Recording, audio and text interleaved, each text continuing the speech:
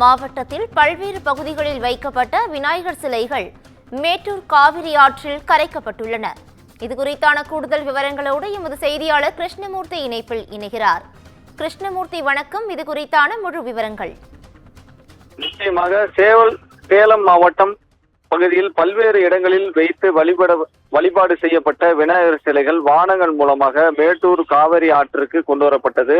1 அடி முதல் 10 அடி வரை உயரம் கொண்ட விநாயகர் சிலைகள் காவிரி ஆற்றின் படித்துறையில் வைக்கப்பட்டு தேங்காய் பழங்கள் உடைக்கப்பட்டு சிறப்பு பூஜைகள் நடைபெற்றது. பின்னர் 500க்கும் மேற்பட்ட விநாயகர் சிலையை பக்தர்கள் எடுத்து சென்று காவிரி ஆற்றில் கரைத்தனர். விநாயகர் சிலை கரைக்க திப்பம்பட்டி, காவிரி பாலம் உள்ளிட்ட பல்வேறு பகுதிகளில் காவிரி நீர்த்தேக்க பகுதிகளில் சிலைகளை கரைக்க மாவட்ட நிர்வாகம் சார்பில் அனுமதி வழங்கப்பட்டுள்ளது.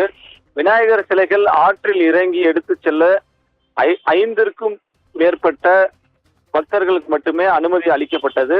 சிலைகள் கரைக்க வரும் பக்தர்கள் ஆழமான பகுதிக்கு செல்லாமல் இருக்க ஆற்றின் குறுக்கே கயிறுகளை கட்டி தீயணைப்பு வீரர்கள் பாதுகாப்பு பணியில் ஈடுபட்டு வருகின்றனர். மேலும் அசம்பாவிதம் ஏற்படாமல் இருக்க ரப்பர் படகுகளுடன் தீயணைப்பு வீரர்கள் காவிரி ஆற்றில் ரோந்து பணிகளை மேற்கொண்டு வருகின்றனர். பவித்ரா,